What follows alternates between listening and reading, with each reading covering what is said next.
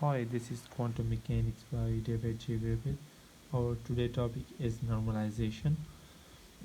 We will return to the statistical interpretation. As we know that in quantum mechanics, we can find the probability but not the exact value of any physical quantity. So that's why we will try to return to statistical interpretation. As in the first lecture we had studied that we should find psi from the Schrodinger equation. We will find psi from Schrodinger equation. Now this psi mod square is the probability density of this wave function at point x, at position x and time t. So from the postulates of the probability, the sum of all probability must be equal to 1. From this is from minus infinity integral from minus infinity to plus infinity, because this is continuous.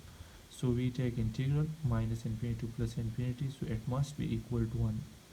Now as we know that from the first lecture that psi is the solution of Schrodinger equation, mean solution Schrodinger equation give us wave function.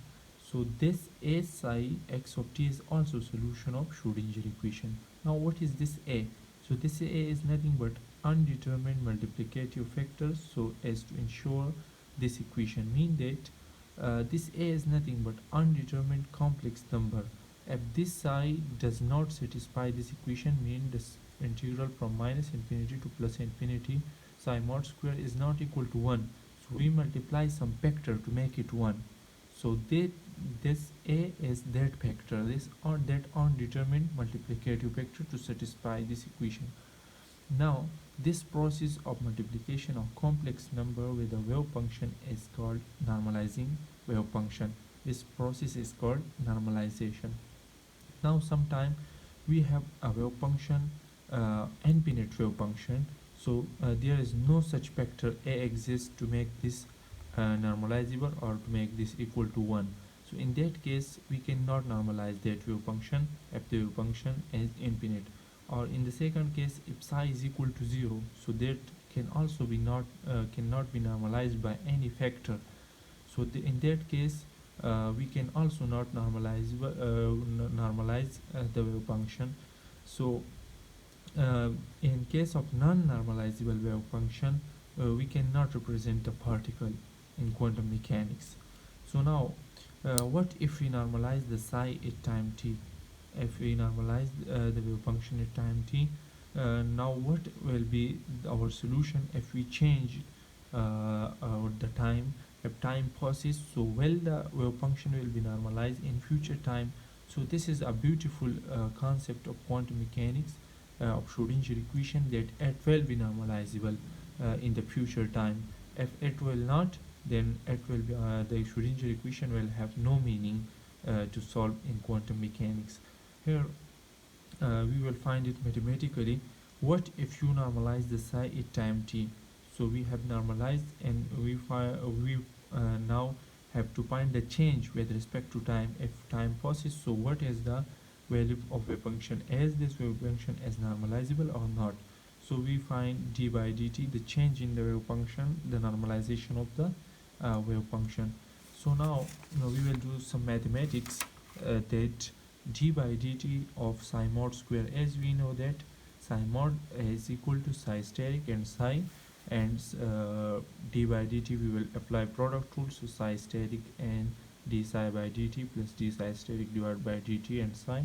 Now Schrodinger equation, as we know that Schrodinger equation is equal to d psi by dt is equal to iota h cut divided by 2 m curly psi by curly x square minus iota h cut v psi.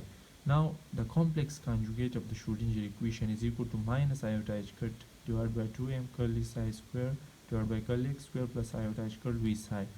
Now if we put this curly psi steric divided by curly t and curly psi divided by curly t in this equation, so we will get simply iota h cut divided by 2m psi steric curly square psi divided by curly x square minus curly psi steric divided by curly x square and psi. So now what is the meaning of this solution?